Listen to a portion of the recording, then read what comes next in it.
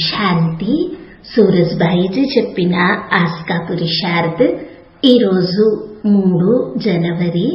మేల్కోవడంతోటే గుర్తు చేసుకోవాలి, నా బాబా వంటి శ్రేష్టమైన వారు ఇంకెవరూ లేరు మరియు నా వంటి అదృష్టవంతులు ఇంకెవరూ లేరు.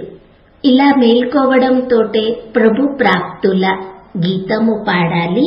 మేల్కోవడంతోటే మధురమైన బాబాతో ప్రేమగా మాట్లాడుతూ ఉండాలి. అప్పుడు మనకి అమృత వేళ ఎంతో శ్రేష్టంగా ఉంటుంది. దాని ప్రభావము రోజంతటిపై చాలా లోతుగా పడుతుంది. జనవరి మాసము మనందరి కోసము వరదాని మాసము. ఈరోజు ఈ మాసములో 3వ రోజు. బాబా నుండి వరదానము తీసుకుంటూ ఉండాలి. విశేషంగా ఏకాంతములో ఉండి స్వచింతన కూడా చేయాలి.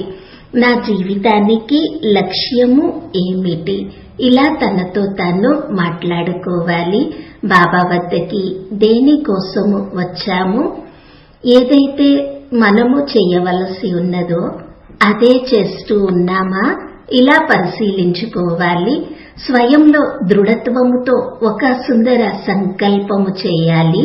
జన్మ జన్మాంతరములుగా మనసులో ఏదైతే చేయాలనే ఆశ ఉన్నదో ఇప్పుడు అది పూర్తి చేయాలి. భగవంతుడే మనకి సర్వస్వము ఇవ్వడానికి స్వయంగా వచ్చారు. మనము బాబా నుండి సర్వస్వము పొందాలి. అంతేకాని మనము ఈ ప్రపంచము నుండి తిరిగి వెళ్ళేప్పుడు 84 జన్మల నాటకము పూర్తి చేసి తన ధామానికి తిరిగి వెళ్ళేప్పుడు మనకి ఏదైనా అసంతృప్తి కాని, అయ్యో అనుకునేది కాని ఉండకూడదు.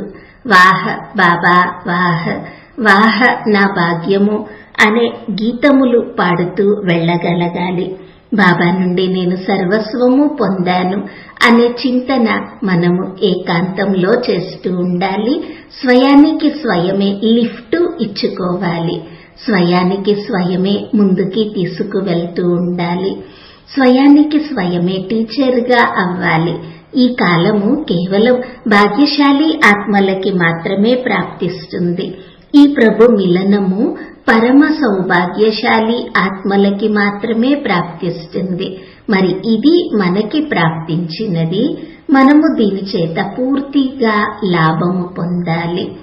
నేను ఈ దేహమును వదిలి ఇంటికి తిరిగి వెళ్ళాలి. నేను లైట్ హౌస్, మైట్ హౌస్ ఫరిస్తాను. నేను బాబా యొక్క సేవ కూడా వరదాని స్వరూపము ద్వారా చేయాలి. ఈరోజు విశేషంగా అటెన్షన్ ఇద్దాము. దీనికోసం స్వయం సిద్ధం చేసుకుందాము. వరదాని రూపంతో సేవ చేద్దాము. అనేక మంది విఘ్నములతో కూడిన వారు మన ఎదురుగా వస్తారు. మీరే మా విఘ్నములను అంతం చేయండి అని చెప్తారు. దుఃఖంతో ఉన్న ఆత్మలు వచ్చి మీరే మా దుఃఖములను హరించండి, మీరే మాకు ఇష్టదేవతలు అని కోరుకుంటారు.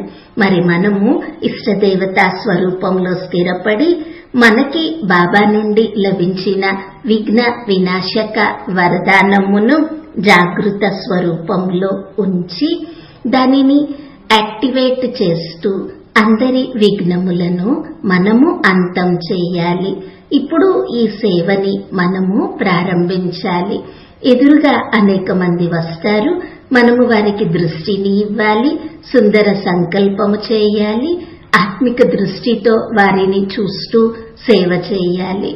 దీని పరిణామము ఎలా ఉంటుంది, ఎంత సుందర రిజల్ట్ ఉంటుంది అనేది చూడాలి.